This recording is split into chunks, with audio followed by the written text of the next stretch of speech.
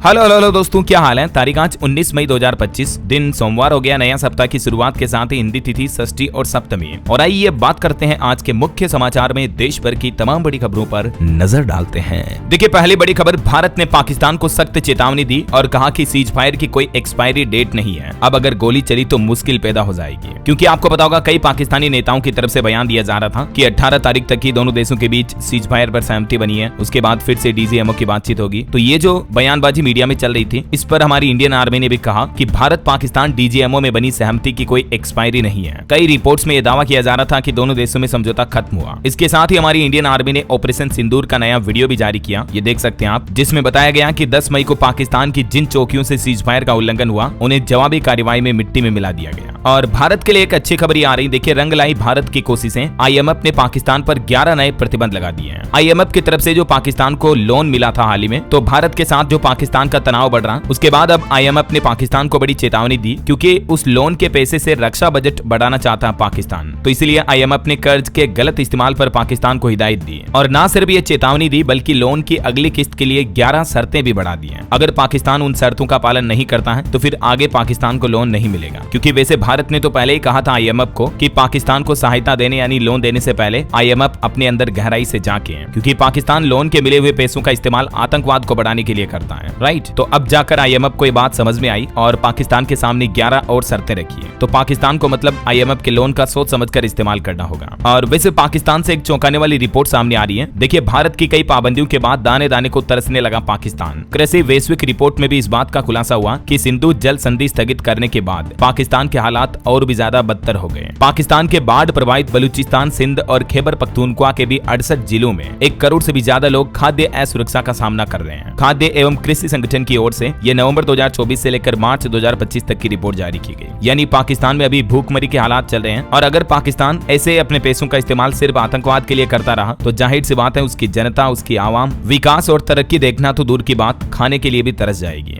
UN की report में भी ये खुलासा हुआ कि गंभीर खाद्य असुरक्षा से प्रभावित हो सकते हैं पाकिस्तान में 1 करोड़ से भी ज्यादा लोग। देखिए मतलब क्या हालात चल रहे हैं अभी पाकिस्तान के। और वही खबर है दोस्तों, पाकिस्तान के खिलाफ बने सांसदों के पैनल को आज ब्रीफ करेंगे विक्रम मिस्त्री। 32 देशों का दौरा करेगा ये प्रतिनिधिमंडल। अभी एक दिन पहले आपको पता होगा भारत सरकार ने फैसला लिया, ऑपरेशन सिंदूर को दुनिया तक पहुंचाएंगे, पाकिस्तान की पोल खोलेंगे। 59 सदस्यों का डेलीगेशन बनाया गया, जिसमें 51 तो सांसद और नेता हैं, 8 राजदूत हैं। ये दुनिया के 33 देशों में जाएंगे। और इसमें शशि थरूर को अमेरिका जाने वाले ग्रुप की कमान सौंपी गई। और वहीं दोस्तों, आज हमारे विदेश मंत्री डॉक्टर एस जयशंकर भी 19 मई से नीदरलैंड, डेनमार्क और जर्मनी के 6 दिवसीय दौरे पर रवाना होंगे। और इसमें भी भारत पाकिस्तान समेत कई अहम मुद्दों पर बातचीत होगी। चलिए अगली बड़ी खबर देखिए, ऑपरेशन सिंदूर पार्ट 2 के लिए तो तैयार था हमारा देश भारत, लेकिन यूएस के पैरों में जा गिरा था पाकिस्तान। जो भारत पाकिस्तान के बीच जंग के दौरान सीज फायर हुआ, संघर्ष विराम हुआ, उस पर एक चौंकाने वाली रिपोर्ट सामने आ रही है कि भारत ने तो ऑपरेशन सिंदूर के पार्ट 2 का प्लान भी तैयार कर लिया था। बस कुछ दिन भी नहीं टिक पाता भारत के सामने पाकिस्तान, लेकिन पाकिस्तान ने आत्मसमर्पण कर दिया था। और पाकिस्तान की इस हरकत का तब पता चला जब अमेरिका के विदेश मंत्री मार्को रूबियो ने भारत के विदेश मंत्री एस जयशंकर और एनएसए अजीत डोभाल से बातचीत की और सीज फायर के लिए प्रयास किए। चलिए अगली बड़ी खबर देखिए, चाइना से नजदीकी भारी पड़ी, भारत के एक्शन से टूटी बांग्लादेश की कमर। अब बांग्लादेश पर भारत सरकार ने और कई प्रतिबंध लगा दिए हैं, यानी चाइना से यारी बांग्लादेश को पड़ने लगी भारी। भारत ने बांग्लादेश से आने वाले 42% सामानों पर रोक लगा दी है। और भारत सरकार ने बांग्लादेश की यूनुस सरकार को हिदायत देते हुए कहा कि द्विपक्षीय व्यापार शर्तों को अपने लाभ के लिए नहीं चुन सकता है बांग्लादेश, उसे ये समझना होगा। अभी भारत में कई बांग्लादेशी प्रोडक्ट्स की लैंड पोर्ट से एंट्री भी बैन हो चुकी है, जैसे रेडीमेड कपड़े, प्रोसेस्ड फूड, ये अब चुनिंदा रूट से आएंगे। इसको लेकर सरकार ने नोटिफिकेशन भी जारी कर दिया। हर साल भारत बांग्लादेश के बीच लाखों करोड़ का ट्रेड होता है, व्यापार होता है। ये 2023 के डेटा भी आप देख सकते हैं, 1 लाख करोड़ से भी ज्यादा का ट्रेड हुआ, इंपोर्ट एक्सपोर्ट हुआ भारत बांग्लादेश के बीच, जिसमें ज्यादातर भारत का एक्सपोर्ट रहा। और वहीं तुर्की बाइकॉट के बीच एक और बड़ी खबर आ रही है। अब तुर्की में बॉलीवुड फिल्मों की शूटिंग पर भी बैन लगा। अशोक पंडित बोले कि इससे अब तुर्की को बड़ा नुकसान होगा। चलिए अगली खबर आ रही दोस्तों, अभी एक दिन पहले जो जासूस यूट्यूबर ज्योति मल्होत्रा को गिरफ्तार किया गया, उससे कुछ खुलासे सामने आए हैं कि आखिर जासूसी के जाल में कैसे फंसी ज्योति। 7 साल पहले दानिश से उसकी मुलाकात हुई थी, जो कि पाकिस्तान हाई कमीशन का एक अधिकारी है, और उसके साथ ज्योति के करीबी संबंध थे। अभी भारत पाकिस्तान तनाव के बीच तो दानिश को भारत सरकार ने हमारे देश से निष्कासित कर दिया है, भारत छोड़कर जाने के आदेश भी दे दिए। तो ज्योति काफी विदेशों की ट्रिप करती थी, वीआईपी लोगों से मुलाकात करती, आलीशान होटलों में ठहरती। आखिर यूट्यूबर की लग्जरी लाइफ के पीछे का काला सच अब खुलासा होकर सामने आने लगा है। जांच में पता चला दोस्तों कि यूट्यूबर ज्योति पहलगाम हमले से पहले भी पाकिस्तान गई थी और भारत से निकाले गए पाकिस्तानी अफसर से भी संबंध पाए गए। ओडिशा की यूट्यूबर के घर भी पहुंची पुलिस। पाकिस्तान के अलावा चीन दिन की भी यात्रा की थी ज्योति ने, उसके बाद शक के घेरे में आई है। चलिए अगली बड़ी खबर देखिए। साल 2029 तक देश की हर पंचायत में 2 लाख पैक्स की स्थापना करेगी सरकार। गुजरात के अहमदाबाद में गृह मंत्री अमित शाह ने यह बड़ी घोषणा की और कहा कि एक तो संयुक्त राष्ट्र ने 2025 को अंतर्राष्ट्रीय सहकारिता वर्ष के तौर पर मनाने का निर्णय लिया है। सहकारिता शब्द पूरे विश्व में आज भी उतना ही प्रासंगिक है जितना साल 1900 में था और इसी दौरान उन्होंने ये बड़ी घोषणा की कि 2029 तक देश की हर पंचायत में पैक्स होगा। 2 लाख नई पैक्स और डेयरी भी रजिस्टर्ड की जाएगी। PACS पैक्स का फुल फॉर्म होता है दोस्तों प्राइमरी एग्रीकल्चर क्रेडिट सोसाइटीज, यानी प्राथमिक कृषि ऋण समितियां। तो ये पैक्स की वजह से किसानों का भी उद्धार होगा, डेयरी सेक्टर को भी बढ़ावा मिलेगा ना। और वहीं अमित शाह ने अहमदाबाद में अपने संबोधन में कहा कि पानी और खून एक साथ नहीं बहेगा। पाकिस्तान ने अगर आतंकवाद नहीं रोका तो सिंधु नदी का एक बूंद पानी भी नहीं मिलेगा। आतंक और व्यापार भी एक साथ नहीं चल सकते हैं। पाकिस्तान को ये सख्त हिदायत भरे संदेश दिए अमित शाह ने। चलिए अगली एक बड़ी दुख भरी खबर आ रही दोस्तों। हैदराबाद में एक दर्दनाक हादसा हो गया जिसमें 17 लोगों की जान चली गई। चार मीनार के पास एक बिल्डिंग में आग लग गई। इन मरने वालों में 8 तो बच्चे भी शामिल थे क्योंकि सीढ़ियां संकरी थी तो निकल नहीं पाए ये और 17 लोगों की जिंदा जलकर जान चली गई। पीएम मोदी ने भी इस हादसे पर दुख जताया और मुआवजे का ऐलान किया। मृतकों के परिजनों को 2-2 लाख और घायलों को 50-50 हजार रुपए देने का आश्वासन दिया है। एक आग लगने की बड़ी घटना दिल्ली के सरोजनी नगर मार्केट में भी हुई। यहाँ भी भीषण आग की वजह से अफरा तफरी मच गई। हालांकि गनीमत रही कि किसी की जान नहीं गई। चलिए अगली खबर देखिए। तमिलनाडु की एमके स्टालिन सरकार ने गैर भाजपा शासित 8 राज्यों के मुख्यमंत्रियों को चिट्ठी लिखी है जिसमें कहा कि राष्ट्रपति के सुप्रीम कोर्ट से पूछे संदर्भों का विरोध करें। राष्ट्रपति द्रौपदी मुर्मू ने जो 14 सवाल पूछे थे उनका विरोध जता रही है विपक्षी की राजनीतिक पार्टियां। वहीं पॉलिटिक्स से एक और खबर देखिए। उत्तर प्रदेश में मायावती ने अपने भतीजे को चीफ नेशनल कोऑर्डिनेटर बनाया, नंबर 2 की पोजीशन पर रखा। आकाश आनंद बोले कि बहन जी माफ करने के लिए शुक्रिया। बसपा सुप्रीमो मायावती ने एक बार फिर से अपने भतीजे को यह बड़ी जिम्मेदारी दी है। वहीं मायावती का एक और प्लान है, बिहार विधानसभा चुनाव भी अकेले लड़ेगी बीएसपी। आकाश आनंद को जिम्मेदारी देकर ये सभी को चौंका दिया। चलिए अगली बड़ी अच्छी खबर आ रही है। माताओं बहनों के लिए सरकार ने एक अच्छा फैसला लिया। ममता कार्ड की बाध्यता को खत्म कर दिया है। यूविन ऐप के माध्यम से हर जानकारी मिल जाएगी। छूटे बच्चों को ढूंढना भी आसान होगा। गर्भवती महिलाओं और नवजात बच्चों के टीकाकरण की प्रक्रिया को अब और भी आसान यानी सरल कर दिया है क्योंकि केंद्र सरकार ने ममता कार्ड की अनिवार्यता को ही समाप्त कर दिया है। अब देश के किसी भी कोने में टीकाकरण कराने के लिए यूविन मोबाइल ऐप का इस्तेमाल किया जा सकेगा और ये ऐप न केवल टीकाकरण संबंधित पूरी जानकारी मोबाइल पर उपलब्ध करवाएगा बल्कि समय पर टीका नहीं लगने पर अलर्ट भी जारी करेगा, यानी आपके मोबाइल पर नोटिफिकेशन आ जाएगा बच्चों को कब कौन सा कहां टीका लगाना है वगैरह वगैरह। और इस ऐप में स्लॉट बुकिंग की सुविधा भी उपलब्ध होगी। चलिए अगली बड़ी अच्छी खबर देखिए। अब भारत में ही बनेंगे समुद्र के हथियार भी। समंदर में हमारी ताकत बढ़ाएगी ये डील। दुश्मन की पनडुब्बियों का पता लगेगा। अब समुद्र में भारत का मुकाबला कोई नहीं कर पाएगा क्योंकि अडानी कंपनी एक कमाल का सिस्टम बनाने जा रही है। समुद्र के अंदर तैनात होगा made in India anti submarine warfare system और इस सिस्टम को डेवलप करने के लिए अडानी डिफेंस कंपनी ने स्पार्टन के साथ एक बड़ा समझौता किया है। वैसे तो ये स्पार्टन एक अमेरिकन कंपनी है लेकिन क्योंकि ये सिस्टम भारत में बनेगा तो पूरी तरह से मेड इन इंडिया होगा और इससे हमारी भारतीय नौसेना की ताकत भी बढ़ेगी, है ना। और वैसे कल एक दुखद घटना ये भी हुई। भारतीय अंतरिक्ष एजेंसी इसरो के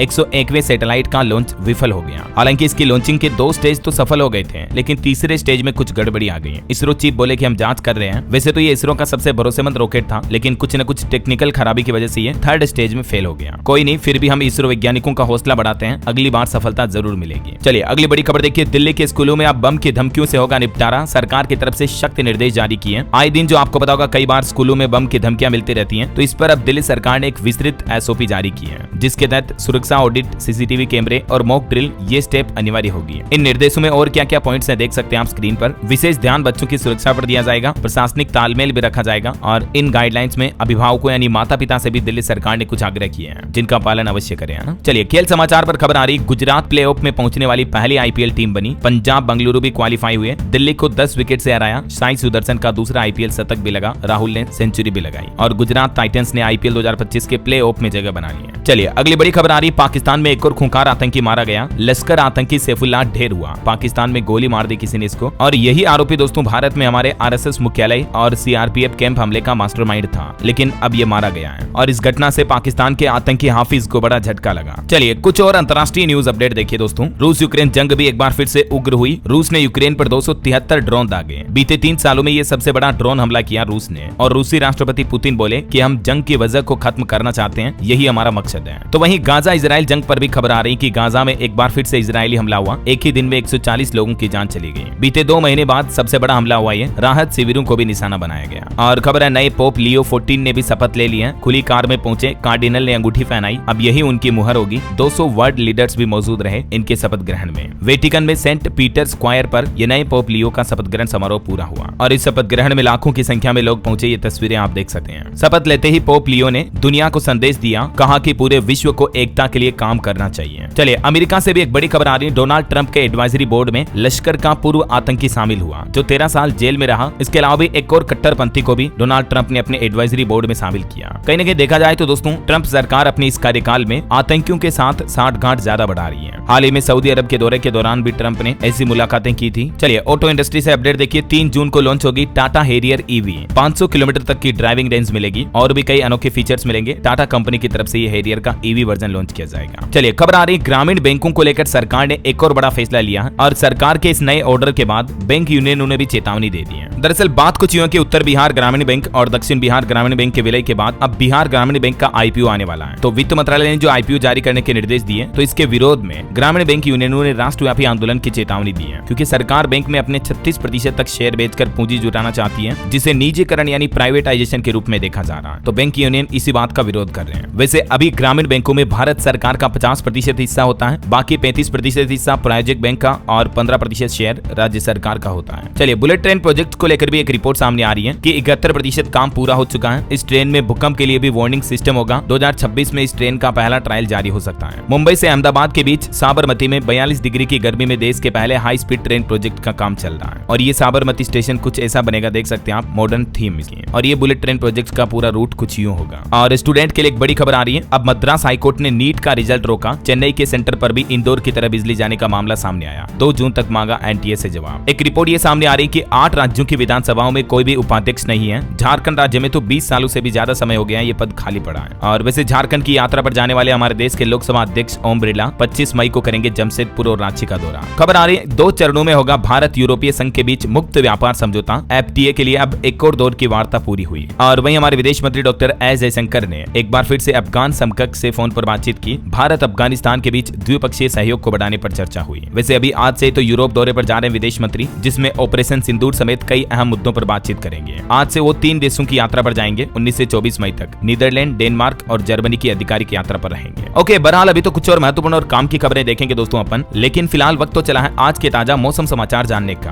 और हाँ, एक छोटी सी गुजारिश आपसे ये है, अगर आप डीएलएस न्यूज चैनल से अभी तक भी जुड़े नहीं हो तो जुड़ जाइए दोस्तों। चैनल को सब्सक्राइब करके बेल आइकन जरूर दबा दीजिए और इस वीडियो पर एक लाइक और शेयर भी कर देना, ताकि आपको रोजाना की ताजा खबरें, महत्वपूर्ण मुख्य समाचार, काम के न्यूज अपडेट सबसे पहले आपके मोबाइल पर मिलते रहेंगे। और कल दोस्तों मैंने एक पोस्ट भी किया था डीएलएस न्यूज के कम्युनिटी में। आप में से बहुत से भाई बहन जो है ना, रोजाना ढेर सारे इतने पॉजिटिव कमेंट करते हो कि यार डीएलएस भाई हमें आपकी खबरें बहुत अच्छी लगती है, डीएलएस भाई आपकी आवाज बहुत अच्छी है, आप बहुत अच्छी खबरें सुनाते हो, डीएलएस भाई आपकी खबरों से हमारे दिन की शुरुआत होती है। तो इतने अच्छे अच्छे पॉजिटिव कमेंट देखता हूँ ना दोस्तों, दिल खुश हो जाता है सच में। और आपके यही फीडबैक तो मुझे डेली मोटिवेट करते हैं कि मैं आपके लिए हर रोज यूजफुल काम की लेटेस्ट न्यूज अपडेट लाता रहूं। एक भी दिन कभी मैंने छुट्टी मारी क्या, आप खुद ही बताओ। अगर आप रेगुलर डीएलएस न्यूज के व्यूअर्स हो तो आपको पता होगा, ऐसा दिन देखा आपने कि छुट्टी हो गई यार, वीडियो नहीं आया, मैं कहीं घूमने चला गया या बीमार हो गया, कुछ भी बहाना मारा क्या, बताओ नहीं मारा। कितना रेगुलरली आपके लिए डेली अपडेट लेकर आता हूँ। तो आपके अपने डीएलएस भाई के लिए इतना तो सपोर्ट दिखाया करो, वीडियो को लाइक कर दिया करो, बस शेयर कर दिया करो, चैनल को सब्सक्राइब तो एक ही बार करना, रोज रोज तो करना नहीं है, ठीक है। तो अपनी तो ढेर सारी बातें चीतें करेंगे कभी बाद में। मैं बहुत जल्द लाइव आऊंगा दोस्तों और अपन ढेर सारा डिस्कशन करेंगे। फिलहाल अपन आज के मौसम अपडेट की बात कर रहे थे। तो देखिए दिल्ली बिहार समेत देश के 16 राज्यों में आंधी बारिश का अलर्ट है। राजस्थान और उत्तर प्रदेश के कई जिलों में हीट वेव की भी चेतावनी है। कुछ घटनाएं भी हो गई। बिहार के गया में दीवार गिरने से 2 लोगों की जान चली गई। दिल्ली में भी रैपिड मेट्रो स्टेशन की छत उड़ी है। और वैसे अभी मौसम विभाग का कहना है कि कुछ भीगी भीगी से रहेगी दिल्ली। 19 से 24 मई तक दिल्ली में बारिश की भी संभावना है। तो इससे मई महीने में पड़ने वाली प्रचंड गर्मी से भी थोड़ी राहत मिलेगी, है ना। बाकी कुछ और राज्यों के हालात देखिए आप। मध्य प्रदेश में भी आंधी बारिश की घटनाएं हुई। बिजली गिरने से 3 लोगों की जान चली गई। अशोकनगर में पेड़ गिरने से 1 की जान गई। 30 जिलों में मौसम विभाग की तरफ से अभी भी आंधी बारिश का अलर्ट है। वहीं राजस्थान की बात करें तो 3 जिलों में आंधी बारिश हुई। धौलपुर में दीवार गिरी जिसमें 5 लोग दब गए। राजस्थान के 5 शहरों में हीट वेव की चेतावनी और 14 जिलों में बरसात का भी अलर्ट है। और छत्तीसगढ़ में भी देखिए दोस्तों, रायपुर, दुर्ग और राजनांदगांव में बूंदाबांदी हुई। देर रात से गिर रहा पानी। बिलासपुर, सरगुजा समेत 5 संभाग में अलर्ट जारी हुआ। तेज हवाएं भी चलेगी, बिजली भी गिरेगी, तो सावधान रहिएगा। बिहार के भी कई जिलों में कुछ ऐसे हालात चल रहे हैं। मधेपुरा में आकाशीय बिजली गिरने में 3 लोगों की जान चली गई। एक तो पेड़ गिरने की वजह से भी महिला की जान चली गई। बिहार के 5 जिलों में तेज बारिश हुई और आज तो पूरे बिहार में अलर्ट है फिर से। पंजाब में भी अगले 3 दिन बारिश की चेतावनी, तेज हवाएं चलेगी। 12 शहरों का तापमान 40 डिग्री के पार चल रहा है। और हरियाणा में भी अगले 3 दिन बारिश का अलर्ट रहेगा। तेज हवाएं भी चलेगी, तो सावधान रहिएगा। पहाड़ी राज्यों की बात करें तो हिमाचल प्रदेश के 4 जिलों में आज बारिश की चेतावनी। 3 दिन खराब रहेगा मौसम। 9 शहरों में तापमान 35 डिग्री के पार पहुंचा। और भी देश के कुछ अलग अलग राज्यों का मौसम का हाल आप देख सकते हैं। आज 19 मई को किन किन राज्यों में आंधी बारिश और तूफान की स्थितियां रहेगी, है ना। अगले 24 घंटों तक इन राज्यों के लोग सावधान रहें। और अंतर्राष्ट्रीय मौसम पर भी एक बड़ी खबर आ रही दोस्तों, देखिए आप, अमेरिका में भीषण तूफान ने तबाही मचाई, 27 लोगों की मौत हो गई, 6.5 लाख घरों में बिजली गिरा, मैंने आपको बताया था। चलिए कुछ मार्केट अपडेट्स भी देख लेते हैं। देखिए विदेशी निवेशकों ने इस महीने मई में 18,620 करोड़ रुपए निवेश किए हैं। भारत पाकिस्तान तनाव के बावजूद इंडियन स्टॉक मार्केट में अच्छी खासी खरीदारी देखने को मिली है। वहीं खबर है अमेरिका ने भारतीय आमों की भी 15 खेप लौटाई, कागजी गलतियों को वजह बताया और इससे एक्सपोर्टर्स को 4 करोड़ से भी ज्यादा का नुकसान हुआ। चलिए अगली खबर देखिए, हेल्थ इंश्योरेंस खरीदने की अगर आप भी प्लानिंग कर रहे हैं तो इस बारे में हमारा देश इंडिया क्या सोचता है, इसको लेकर एक रिपोर्ट सामने आ रही है। फ्यूचर जनरली के सर्वे में ये सामने आया कि भारत में 80% से भी ज्यादा बीमित व्यक्ति अपने स्वास्थ्य बीमा की प्रभावशीलता को लेकर अनिश्चित हैं। ये देख सकते हैं हेल्थ अनलिमिटेड नामक इस सर्वे में, इस रिपोर्ट में क्या क्या जानकारी सामने आई और अब इस मुद्दे पर एक्सपर्ट क्या कहते हैं, देख लीजिएगा डिटेल आप। और अगली खबर आ रही है, माता पिता को एक सावधान करने वाली खबर बताता हूँ। देखिए आप, एक 13 वर्षीय रेप विक्टिम ने बच्ची को जन्म दिया, जबकि गुजरात हाईकोर्ट ने 33 सप्ताह की प्रेगनेंसी में भी अबॉर्शन करने की इजाजत दी थी। गुजरात के राजकोट का यह मामला है, जहां बीते दिन रविवार को एक मात्र 13 साल की मासूम बच्ची ने एक स्वस्थ बच्ची को जन्म दिया। अभी तो देखिए उस लड़की की उम्र कितनी है, 13 साल की उम्र में वो मां बन गई, खेलने कूदने की उम्र है। और हैरानी की बात पता क्या, इस बच्चे के साथ उसी के ही चचेरे भाई और उसके दोस्त ने दुष्कर्म किया था। अभी बच्ची को जब 33 सप्ताह का गर्भ था तब बीती 12 मई को गुजरात हाईकोर्ट ने अबॉर्शन कराने की इजाजत भी दे दी थी, लेकिन कुछ मेडिकल कॉम्प्लिकेशन के चलते अबॉर्शन नहीं हो पाया, फिर डिलीवरी करानी पड़ी बच्ची की। इस बच्ची की मां ने दूसरी शादी कर ली थी। महाराष्ट्र की एक महिला का 2022 में तलाक हो गया था। इन हालातों से गुजरी थी ये बच्ची। अब ऐसी घटनाओं से हमें सीख ये लेनी चाहिए दोस्तों कि समाज में आपके आसपास भी कई दरिंदे हो सकते हैं जो अपने चेहरे पर सफेद नकाब पहने होते हैं। मतलब हम आसानी से किसी को पहचान नहीं सकते हैं कि कौन बेटियों लड़कियों के साथ इस तरह की घिनौनी हरकतें कर सकता है, समझ रहे हो। तो ऐसे में हर पेरेंट्स माता पिता की ये जिम्मेदारी होती है कि आप अपनी छोटी बच्चियों को, यहाँ तक कि बच्चों को भी, वो हर एक बातें बताएं कि क्या बेड टच होता है, क्या गुड टच होता है। अगर कोई आपके साथ किस तरह की हरकतें करता है तो घर पर आपको आके बताना है, समझ रहे हो। क्योंकि आजकल समाज में कई ऐसे मामले देखने को मिलते हैं और मेरा दिल बड़ा दुखता है दोस्तों ऐसी घटनाओं को देखकर। मैं तो कहता हूँ ऐसे दरिंदों को सीधा फांसी की सजा देनी चाहिए। वैसे ये पॉक्सो एक्ट बहुत ही अच्छा है, लेकिन फिर भी कहीं ना कहीं हमारे देश में जो सजा मिलने का कानूनी प्रोसेस है वो काफी लंबा है, तो माता पिता को भी इसमें सावधान रहना चाहिए, मेरा तो ये कहने का मतलब है, समझ रहे हो। चलिए फिलहाल तो अपन आगे बढ़ते खबरों में। तो देखिए एक फेक न्यूज पर खबर आ रही है कि क्या सरकार सच में फ्री में लैपटॉप बांट रही है। इस तरह का सोशल मीडिया पर वायरल मैसेज चल रहा है, व्हाट्सएप वगैरह पर, फेसबुक पर कई मैसेज फॉरवर्ड किए जा रहे हैं, राइट। तो पीआईबी फैक्ट चेक की तरफ से इस मैसेज को फर्जी बताया गया और ये भी चेतावनी दी कि इस तरह की फ्री लैपटॉप स्कीम के पास में एक लिंक दी हुई होती है अप्लाई करने के लिए, उस पर कभी क्लिक ना करें, वरना आपके साथ उल्टी धोखाधड़ी हो सकती है, आपके बैंक खाते से उल्टे पैसे कर सकते हैं। तो ये बात का ध्यान रखें, ये पीआईबी फैक्ट चेक की तरफ से क्लियरिफिकेशन जारी किया गया। Government is not providing free laptops. चलिए अगला अपडेट देखिए, भारतीय स्टेट बैंक एसबीआई ने पेश किया खास क्रेडिट कार्ड, जिससे आपको दवाओं पर और मेडिकल टेस्ट कराने पर 25% तक की बचत होगी। इस क्रेडिट कार्ड में आपको फ्री जिम मेंबरशिप और हेल्थ चेकअप समेत कई फीचर्स भी मिलेंगे। एसबीआई ने अपोलो हेल्थ को के साथ मिलकर ये को ब्रांडेड क्रेडिट कार्ड लॉन्च किया है, जिससे आप कई सारी मेडिसिन दवाओं वगैरह पर भी छूट ले सकते हैं। और भी इस कार्ड के कुछ खास फीचर्स आप देख सकते हैं। अच्छा वैसे एसबीआई से याद आया दोस्तों, अगर आपका भी भारतीय स्टेट बैंक में खाता है ना, तो हाल ही में एसबीआई खाता वालों के लिए 4-5 बड़े अपडेट सामने निकल कर आए। मैंने डीएलएस न्यूज चैनल पर कल शाम को एक वीडियो डाला सेपरेटली। एसबीआई खाता वालों को बड़ा झटका, 5 बड़े अपडेट हैं। एसबीआई की एफडी, बैंक लोन, एटीएम समेत कुछ नए नियम, बड़े बदलाव लागू हुए हैं। तो ये 5 अपडेट आप इस वीडियो में देख लीजिएगा, ये आज की खबरें समाप्त होने के बाद, ठीक है ना। कल ही मैंने आपको बताया था एसबीआई में आपको एफडी पर भी कम ब्याज मिलेगा, 6.5% तक की इंटरेस्ट मिलेगा। चलिए अगली खबर देखिए, चीन में फिर से महसूस हुए भूकंप के झटके, रिएक्टर स्केल पर तीव्रता 4.5 रही, हालांकि गनीमत रही कि जानमाल का नुकसान नहीं हुआ। वहीं खबर है जम्मू कश्मीर में फिर से शुरू होगी बीएसएफ की परेड, पर्यटकों को आकर्षित करने के लिए अब ये नई पहल की जा रही है। और कुछ टेक न्यूज देखिए दोस्तों, अब सिर्फ सोच कर ही आप अपने आईफोन को कंट्रोल कर पाएंगे, इस तरह की भी नई टेक्नोलॉजी पर काम कर रहा है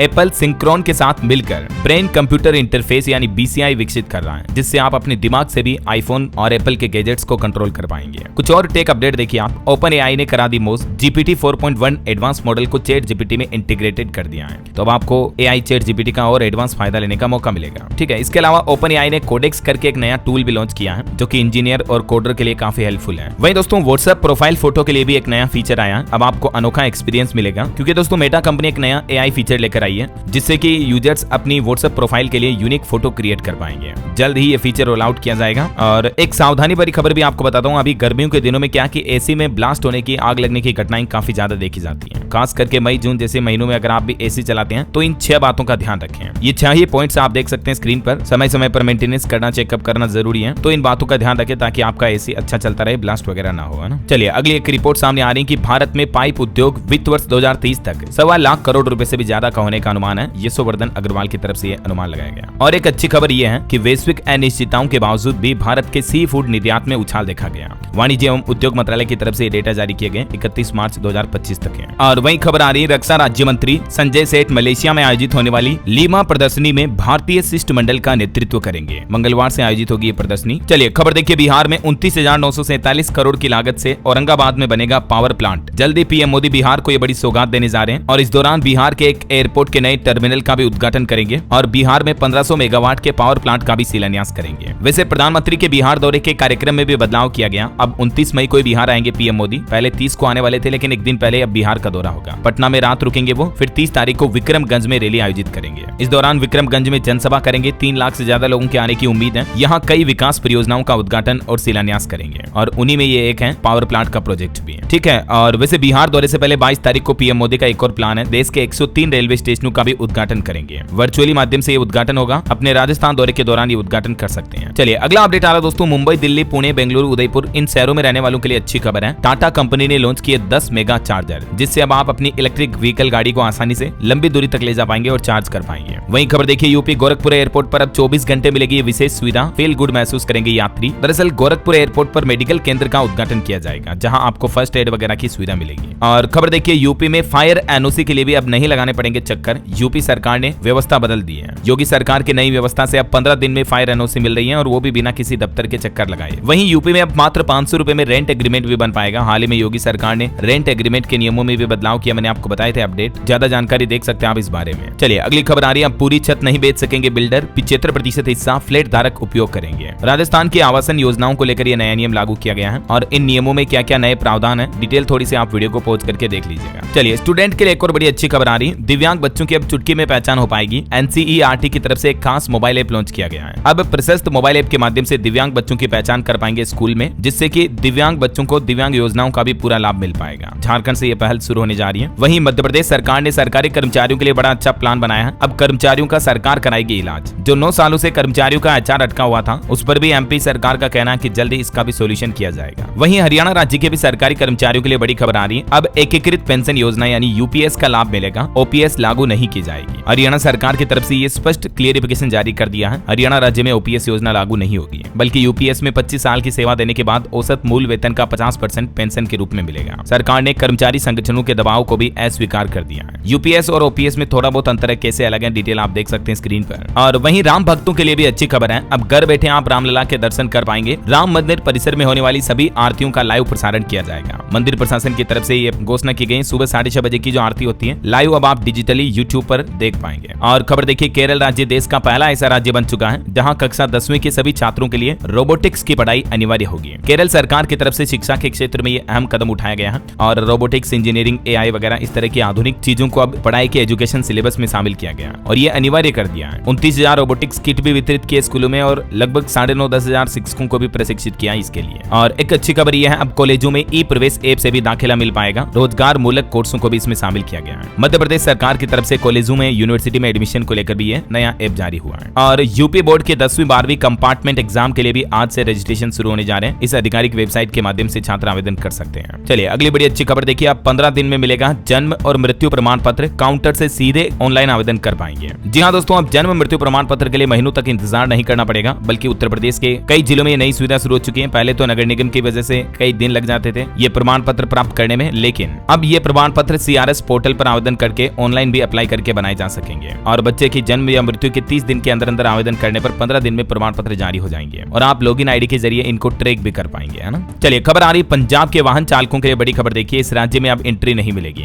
दरअसल इनेलो के राष्ट्रीय अध्यक्ष अभय चौटाला ने पानी के मुद्दे पर कहा कि 25 मई तक अगर हमें पानी नहीं मिलता है तो हम पंजाब की किसी भी गाड़ी को हरियाणा पंजाब बॉर्डर से गुजरने नहीं देंगे। अभी कुछ दिनों से आपको पता होगा पंजाब हरियाणा के बीच जो जल विवाद चल रहा है, इस बीच अब ये नई चेतावनी जारी की गई है। और वही खबर देखिए, बिहार में अपार्टमेंट रजिस्ट्री का नियम बदल चुका है। अब नहीं होगी फ्लैट की जमाबंदी। अब अपार्टमेंट की जमीन या जमाबंदी व्यक्तिगत न होकर सामूहिक होगी। बिल्डर या सोसाइटी के नाम पर जमाबंदी होगी, जिसमें सभी फ्लैटधारियों का जिक्र होगा। राजस्व एवं भूमि सुधार विभाग की तरफ से इसको लेकर नई नियमावली जारी की गई है। चलिए खबर है, यूपी की योगी सरकार ने भी डिजिटल गवर्नेंस पर जोर दिया। अब राजस्व रिकॉर्ड को डिजिटलीकरण में परिवर्तित किया जाएगा, जिससे सरकारी कार्यालयों को कागजी बोझ से भी राहत मिलेगी। 1990 से पहले के सभी राजस्व अभिलेखों को भी डिजिटल करने का आदेश जारी किया है यूपी सरकार ने। और वैसे खबर है, इसी महीने 30 मई को उत्तर प्रदेश कानपुर भी आ सकते हैं पीएम मोदी। यहाँ नए अंडरग्राउंड मेट्रो स्टेशन समेत कई परियोजनाओं का उद्घाटन करेंगे। 1000 करोड़ से भी ज्यादा परियोजनाओं का लोकार्पण उद्घाटन किया जा सकता है ऐसा। चलिए खबर देखिए, भारत बनेगा हिंदू राष्ट्र। बाबा बागेश्वर धाम की तरफ से एक बार फिर से बड़ा ऐलान किया गया है। इसी साल नवंबर से 131 किलोमीटर लंबी पद यात्रा भी शुरू करेंगे वो,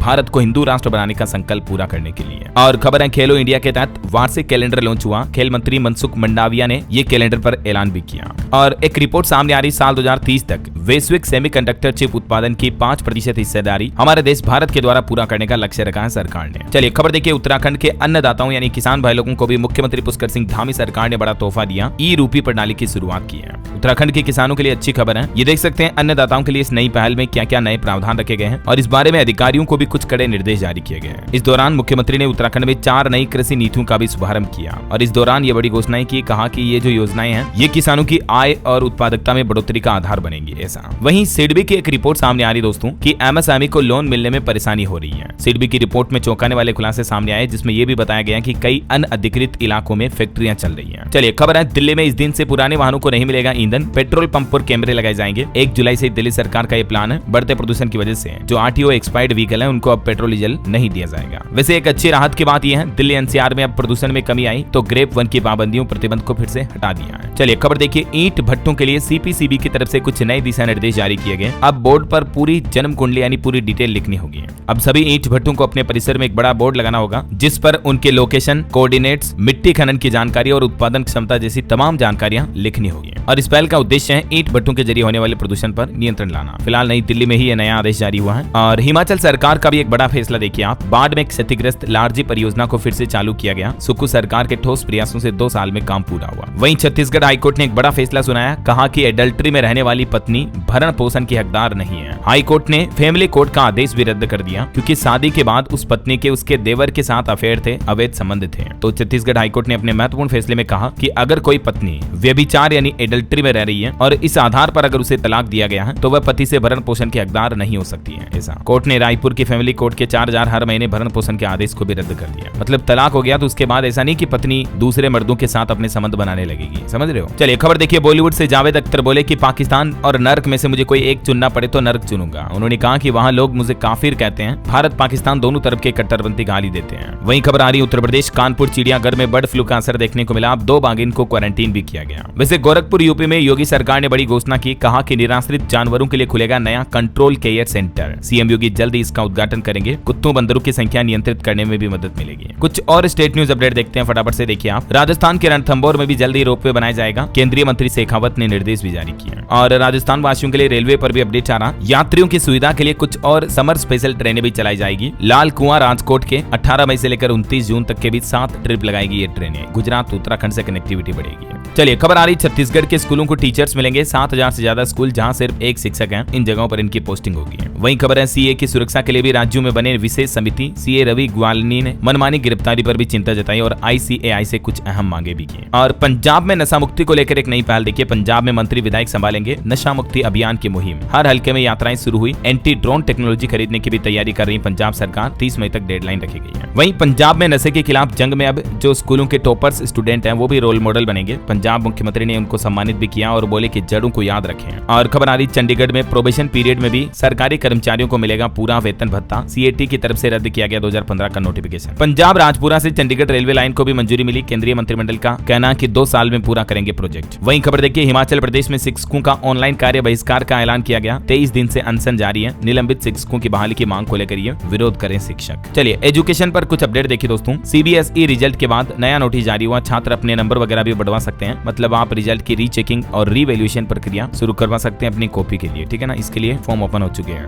और सरकारी नौकरी का एक सुनहरा मौका देखिए, इस सप्ताह 7000 वैकेंसी निकली है। गुजरात में 4100 शिक्षकों की और एसबीआई में 2600 पदों के लिए भर्तियां निकली हैं। गुजरात वाली वैकेंसी की आवेदन करने की आखिरी तारीख 21 मई है। और स्टेट बैंक ऑफ इंडिया में जो भर्तियां निकली हुई है इसमें आप 29 मई तक आवेदन कर सकें, ठीक है ना। और इसी तरह से इंडियन ओवरसीज बैंक में भी भर्ती निकली है जिसकी लास्ट डेट 31 मई है। और वहीं दोस्तों पंजाब सरकार ने भी एक बड़ा फैसला लिया है। पंजाब में मेडिकल अफसर भर्ती परीक्षा 3 जून को होगी। आवेदन की अंतिम तिथि 22 मई है। ओके, और चलिए अंत में आज के राशिफल पर नजर डाल लेते हैं। तो देखिए, कर्क राशि वालों की इनकम बढ़ने के योग हैं और कन्या राशि वालों की प्रॉपर्टी में भी आज बड़ी डील हो सकती है। और भी कुछ अलग अलग राशियों का राशिफल आप देख सकते हैं स्क्रीन पर। और हाँ दोस्तों, आप मुझे कमेंट करके बताइए कि आज से हमारे विदेश मंत्री कितने देशों की यात्रा के लिए रवाना हुए हैं। मतलब अगले 2-3 दिन वो कुल कितनी कंट्री का दौरा करेंगे, कमेंट करके बताइए। सही जवाब देने वाले लोगों को रैंडमली सेलेक्ट होने पर डीएलएस न्यूज टीम की तरफ से एक शानदार सरप्राइज गिफ्ट जीतने का मौका मिलेगा। और इसी के साथ ही अगर आपको वीडियो अच्छा लगा तो इसे लाइक लाइक करना, शेयर भी करना। DLS न्यूज चैनल को सब्सक्राइब करके बेल आइकन जरूर दबा देना रोजाना ऐसे इन्फॉर्मेटिव जानकारियां, महत्वपूर्ण समाचार देखते रहने के लिए। ओके, ख्याल रखिएगा अपने आप का, अपने परिवार का। मिलेंगे अगले नेक्स्ट अपडेट में, तब तक के लिए जय हिंद, जय भारत, वंदे मातरम।